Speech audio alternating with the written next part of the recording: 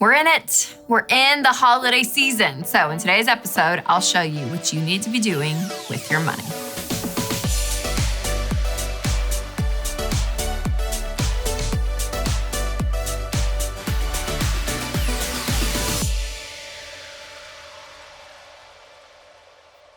I cannot believe it, but it's November and I'm still pregnant. Just kidding. I've probably had the baby by now. I mean, dear Lord in heaven, please, I pray I've had the baby by now.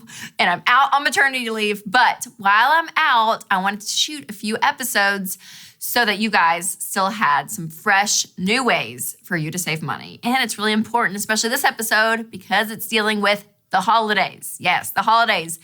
They can be stressful, and we think we have to spend money and just keep up with the Joneses. So in this episode, I'm going to talk about holiday spending and give you the ways the Cruze family is saving money this year. I'll teach you how to do your Christmas budget. And author and entrepreneur Emily Ley is coming on to talk about how to make the most out of your holidays without going overboard. Now, first, I think it's always fascinating to hear from people on the street. So let's hear how people are planning to spend their money over the holidays. Hey guys, Will Smith here. We are in downtown Nashville to find out what people are spending for the holidays.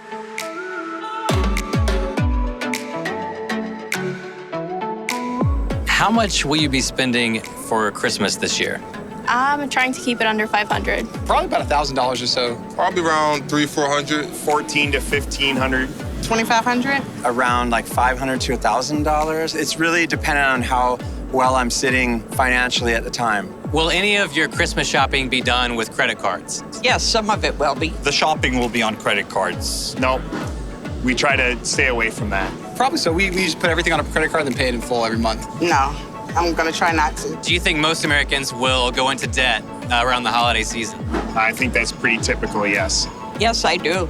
Everyone wants to please everybody, so yes, everyone goes into debt. Yeah, I bet most people put it on a credit card and then pay it off throughout the year. I think a lot of people go into debt and then use the following couple of months to recover. Have you ever done that? Maybe a year. I have in the past, but now I'm trying to get debt-free so I can get ready for retirement. How much do you think most Americans will put on a credit card to pay for Christmas gifts? I think the average American might spend about $2,000 to $3,000 on credit cards. Couple $1,000 at least. $3,000 to $5,000 on Christmas on credit cards. A couple thousand, probably. Do you think people spend too much on Christmas gifts? I think yes, yeah. I think most Americans overspend on Christmas. Yes, we do. Okay, now that we've heard from those people and how they're going to spend money this holiday season, let's look at how America does as a whole. Based on NRF's annual consumer spending survey, Americans planned on spending over $1,000 last year during the holidays. That's up 4.1% from 2017. Now, that spending falls in four major categories. Gifts for families, friends, and coworkers is $638. Non-gift holiday purchases like food and decorations, $215. Other non-gift purchases for themselves and for their families, $155. And travel, $500. And you guys, 48%, almost half of consumers will go into debt to pay for all of this. For those who put holidays on the credit card, they are going to be paying their debt off in 2.2 months. Now, that may not seem like a ton of time, but in those 2 months, Americans will rack up a collective $2.8 billion in interest. Yes, $2.8 billion in interest. This is where credit card companies are making pure profits off of your love for your family. I mean, how dare they? It's unbelievable. But you can get through the holiday season without going into debt and being stressed and worried about money. And here's the thing. To do this, it starts with being content. And you have to start that now. Yes, having good money habits and boundaries to love your life now and at the new year. And this is something that will help you, that I write about in my Contentment Journal, yes. When you use this journal, I'll be walking with you on a journey towards being content. And because at the end of the day, you have to ask yourself, why are you spending all this money? Are you doing it to make other people happy? Or are you doing it to make yourself happy? The Contentment Journal will bring you back to the things that actually matter, like you and your family. And speaking of family, here's what my family is doing money-wise this Christmas.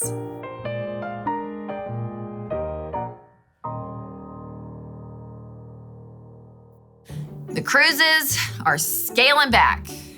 I don't know, you can call me the Grinch, I don't care, but I'm nesting and I am getting crap out of our house. We are moving, we're having a baby. We are just in a crazy season right now in our life. And I went up to the girls' playroom, Winston and I did, and we threw out / donated to Goodwill 4 trash bags of toys.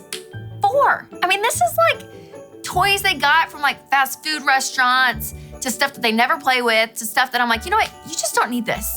And parents, I'll tell you, if you purge your playroom, just go ahead and like hide the trash bags, because Amelia saw them, started crying, and she was like, why are you giving away all my toys?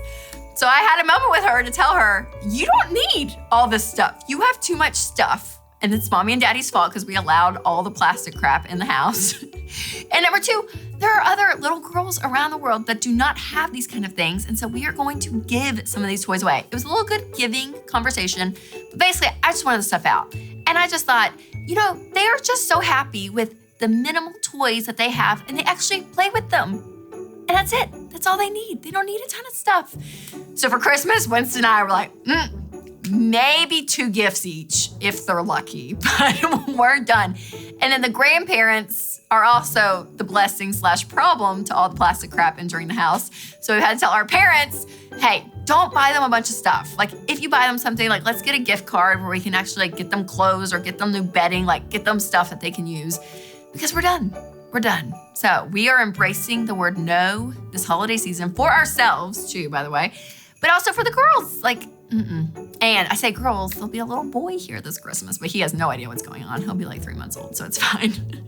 But I've realized too that different seasons of life causes your Christmases to look different. Like when Winston and I, when we were dinks, dual income, no kids, it was like, yeah, we'll buy each other some great gifts. Why not?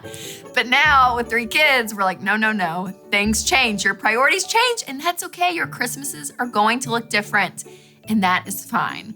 So you have to figure out what's important for you and your family. And it's also important to think about life insurance. I can't stress enough how important this is for you and your spouse. During this holiday season, will you be setting your home alarm? Or will you be locking your car doors to protect those gifts you just bought at the mall? I bet you are. It's easy to get caught up in taking care of those day-to-day things and forget or put off something important like protecting your family's future by having life insurance. It will make sure that your family is taken care of financially. Term life insurance is really inexpensive. You can secure your family for a fraction of what it costs to get whole life insurance. Winston and I use Zander Insurance. During this busy holiday season, you might be thinking that you don't have time, but Zander makes it really easy. They walk with you through every step of the process, making sure that you and your family have exactly what they need. So go to Zander.com to get a quote today.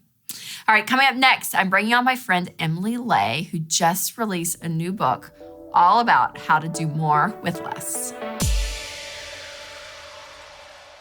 Emily, thanks for coming back on. Thanks for having me. So fun to have you here. Thank you. You've moved since I've seen you last to Pensacola. I mean, you're just like all over the place. Big move. Yeah. It's a big move. Yeah. So great. I'm glad to be there. Okay, so I feel like you're just like an expert in so many areas of just like organizing our lives. That's so sweet. Right? Thank you. No, you are. Like that's like what Emily Ley is known for.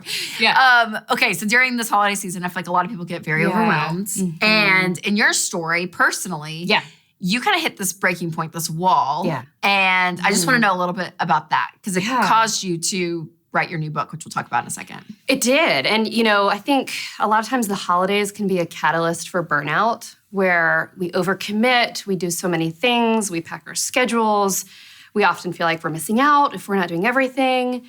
And then we get to the new year and a lot of us want a big change. And that was me. Mm-hmm. The end of last year, I just hit a point where I said, I'm so tired. Mm. And I was seeing it in my children. I was even seeing it in our customers, our friends, just this underlying tone of everyone feeling really tired, like burned out and overwhelmed. And I, at that time, actually sat down to write this book. and spent a good few weeks looking at my life and saying, what can I turn the noise down on? Our lives are just so crammed full and everything is so loud.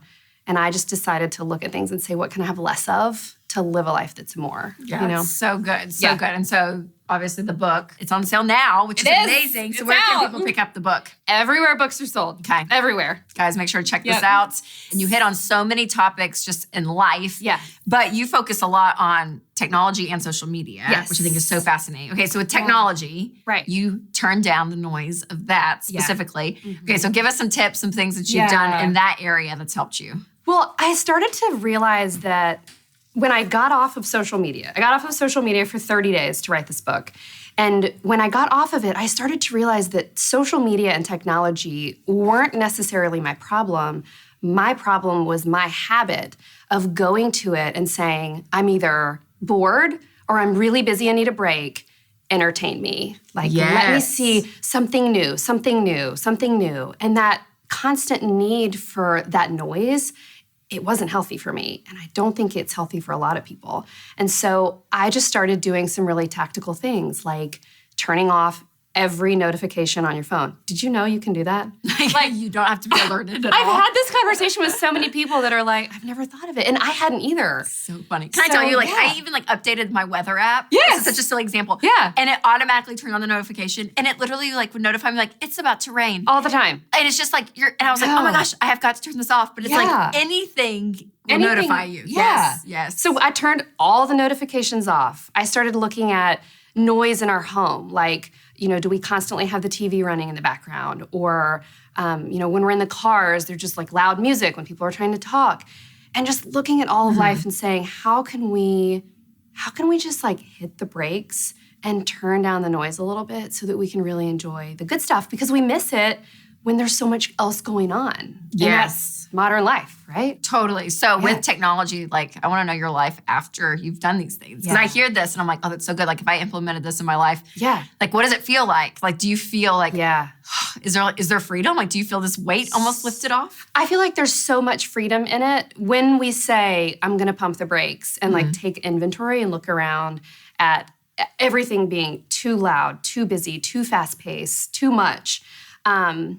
There's so much freedom. And we don't have to live life that way. Yeah. I think modern technology and, you know, modern advances and all these ways that we've tried to make life better and easier, they've often made it a little bit more complicated. And we haven't taken the step back to say, whoa, I'm not just going to, you know, let these things into my life. I'm going to be proactive about technology, about social media, about my own health and wellness, about getting rest and things like that, so that I can be the best version of me. Yes, that's so good. So social media, you've touched on this a little bit, but you went through kind of a social media purge. You went off of it for 30 days to write the book. And then you also went through and unfollowed a bunch of people, right? Yeah. Like you were kind of picky and selective. Even of like, friends, kind of like, right? Okay, so tell me about that. Like what was your filter? What was your mindset when you were doing that? Well, I think because I've built a business on social media and I use it so much for our brand, you know, we would follow people we thought we had to, or I would follow accounts I felt like I needed to. And, you know, slowly built up hundreds, if not thousands of people that I was allowing into my heart. And there's that verse about guard your heart, for it's the wellspring of life. I kept coming back to that and saying, I need to be careful with social media, especially with kids and having kids that are going to come up into it. Exemplifying, you know, guard your heart in all of these ways and only allow in what you want to pour out. And so I unfollowed so many different accounts, good accounts too. Sure. And just limited it to say, when I go to my phone and I'm looking at social media, how can I let it be a place of positivity to put in what I want to pour out? So and good. it's so freeing, but it takes stopping and saying, oh, I can do that. I don't have to follow 1,000 people. And my personal Facebook, I also just had a ton of friends there and finally decided to set the rule and say, if you get a Christmas card from me, we'll be personal friends on Facebook. It's like it's the litmus test, you know? Yes, I love that. Yeah. I have my litmus test of when I say like, oh yeah, we're really good friends. I'm like, but do I have their cell phone number? Okay, that's a good one. That's my test. I'm like, do I have your cell phone number? If I have your cell phone number, I'll consider you a friend. Yes. Absolutely. Yeah. Oh, that's so good. But I love this whole approach because you said it earlier, but it is true. It's like you're being proactive about your life. We talk about being proactive with your money on here all the time by doing a budget, being purposeful with your spending. But with your time, technology, your social media, like it can happen to you so quickly. And you look up and it's been a year, right? And you look, or whatever it is, and you're like, wow, it's been a lot of time. A lot of time. Where I haven't been the one in control. Right. Or it's been an hour and I've been scrolling through pictures of who knows what, you know? And half the people we don't even know. We don't know. Right? I know. Right. It's crazy. It's so crazy. Okay, so again, the holidays are here. Yeah. So I know this is a time for me, having little kids, and I'm an extrovert. So I'm like, I love all the parties. I love all the things. Yeah. But it is so exhausting. It is trying to like do all the Santa meet and greets and you're doing the parades. There's so much to do. So what do you do? What's your advice to say, okay, how can we have less and actually end up having more because of that and during the holiday season, just even with schedules? Well, I think it's twofold. I think before the holiday season starts, now's the perfect time to sit down and say, what are the 3 things we want to do? What are the 3 memories that we want to make so that, come January, we look back and say, I'm so glad we went and drove around and saw Christmas lights, or we went and saw Santa, or whatever it was. Also, I think personally, I've often looked at what's the biggest and the best and the flashiest fun Christmas thing, because my kids need it and we got to do it because we got to get the picture to post on social media or whatever it is. Right. But like when I look back at my life with my kids who are 8 and then I have 2 4-year-olds, when I look back at it now, my favorite holiday memories are baking cookies in the kitchen, even if they're slice and bake, whatever, or decorating the Christmas tree together, or watching a Christmas movie. They aren't always the things that we feel like, oh, gotta do that, Right, that's this the big holiday thing. season. Yes. Yeah. But I think that's so true. I'm like, when it is almost more low-key, there's less stress. Way less You're stress. way more present. There's just more peace. Totally. And quietness and more like as a parent. Right. More control over your environment. And it happens in the margin. I feel like one of the Yes. things I learned most through this kind of experiment that I did was that when we allow margin to exist in our lives, it will fill itself up. And it'll fill itself up with the good stuff, not the stress of getting all the things done, doing all the things. I could talk about this for days because it was just life-changing to say, hey, world, I'm not going to live the way you're telling me to. I don't have to. Yes. And your life is just so much more fulfilling. So much more. It's a journey. It's definitely every day something I have to remind myself of and say, be flexible with it, but always have it in the back of your head that more isn't always better. Yes. So good. Yeah. Well, you're fantastic. Thank you. Thanks for coming on. Thank you for having me. So great. Again, you guys, when less becomes more, Emily Ley, make sure to check it out.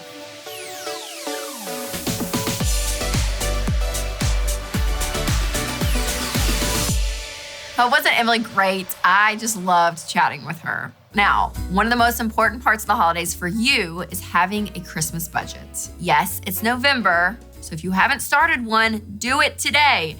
Now you might be thinking, how do I do a Christmas budget? Well, this is how you do it. First and foremost, decide on how much you can spend, and then make a list, just like Santa Claus. List out all the people you're gonna buy a gift for, and then put a dollar amount next to each of their names. Finally, subtract the total minus all of those numbers, and hopefully you've ended with 0. If you have, then you have perfected a zero-based Christmas budget. Well done, well done. Every dollar that you spend will be attached to someone's name, just like the categories in a normal budget. And it's that simple. And I've also got an all-cash Christmas budget from Every Dollar to help you do this. So click the link in the show notes to get that for free. And don't forget, pay for everything with cash. That's right. All right, this was such a fun episode. I love the holidays. They're one of my favorites. And I love Emily Ley, so I'm so glad she was able to come on. She is just a wealth of knowledge. Now make sure to click the link in the show notes to get everything that we've talked about in this episode. And thank you guys for watching. If you haven't subscribed yet to my YouTube channel or my podcast, make sure you do that so you don't miss any new money tips from me. And as always, make sure to take control of your money and create a life you love.